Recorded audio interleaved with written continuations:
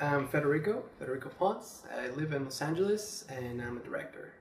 Um, I am not originally from here. It's been sort of a really interesting transition because I didn't really wake up and say, I want to be a director.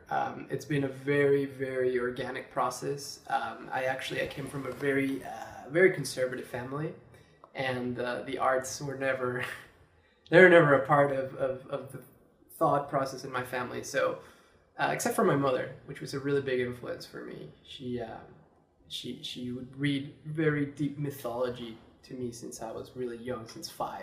I mean, I couldn't understand it, but I loved it. But she was definitely sort of like the more artistic in the family. But it was never sort of like a real life path for anybody in my family. So it never occurred to me that that's what I wanted to do. And then as I got older, I was like 18, and I had to make a decision about my life. I would either have to go to do the traditional following your father's footsteps, being a traditional Latin American family, like that's what you have to do.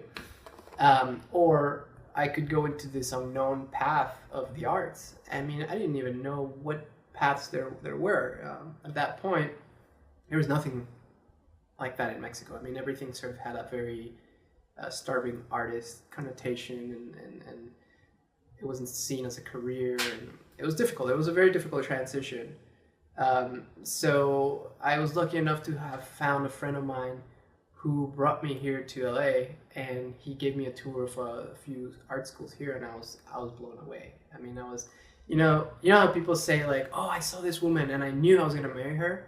Well, that happened to me. I went to one of these schools, and as soon as I saw the gallery, I felt it in my heart. I was like, I'm gonna be a student here. And it took me a few years to get in, but I had that certainty, and I still didn't know what I wanted to do. I just knew I wanted to be there. So then I applied, and I got denied. So then I worked really hard for it, and then I applied for it again, and then got denied again. This time they were a little bit nicer about it, and then I just kept going until I think they got tired of me and they let me in.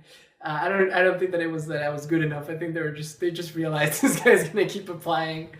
So I did. So I applied. I got in, and it was a struggle, man. I think they were right because everybody else was so good and I was terrible. But finally, I got in there. And what I was doing is I was doing illustrations. I was doing drawing and fine art painting, and I loved it. I loved it to death. It was a really beautiful expression and a really good manifestation of something that I've been doing since I was a little kid. And I think that's something that's really worth exploring in everybody's life.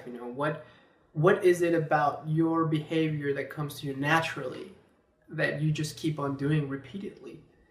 And that was one of the things. I was always drawing, or always telling stories, or always writing stories in comic books, my own comic books, and it was just sort of this natural behavior.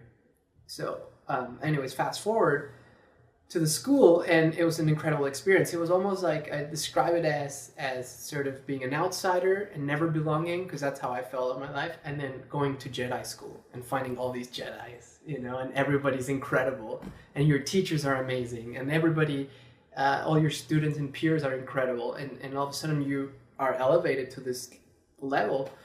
So it's a very intense experience. I loved it to death, but I still didn't know what I wanted. But it didn't matter anymore. I knew I was like floating around the area of things that I was very passionate about. And I think that's the other key part of it, was that I was just so passionate about it. And I remember one of my teachers always said, when they asked him, like, how did you know you were going to be an artist? Or how did you know you were an artist, right? And then he said, well, it was very simple. If I'm not painting, my stomach hurts. It wasn't like the philosophical response, that everybody expects, or the profound, but the more I thought about it, the more it makes sense. If you're not doing what you love, you are in pain. That's it. It's as simple as that. And that's what would happen a lot of times in my life, If I wasn't doing what I was really passionate about, I would get depressed. So while I was doing the art, the painting and the illustration stuff and all that, I started seeing the financial part of it, and I was like, this is going to be very difficult. I'm not as talented as some of my friends who are incredible. I need to figure out something that's a little bit more commercial. And what happened was, one late night at school, I was working, and then this truck pulled by, and they unloaded these SGI machines, Silicon Graphics. And it was like the first time I had access to something like that. And it was like super high-end computers, that were like, spend 30 minutes rendering like a sphere, like a 3D sphere, but it was so magical. And I was like, oh man, I gotta be a part of this. This is it. This is the future. It hit me like a ton of bricks. So I talked to the lab guy, and I was like, how do I get in this? And he's like, well, you'd have to be a car designer and able to use these machines. I'm like, oh man, but I'm not a car designer. Like, what can I do? Is there a motion graphics program, or is there like an Illustrator digital illustration program? And he was like, no.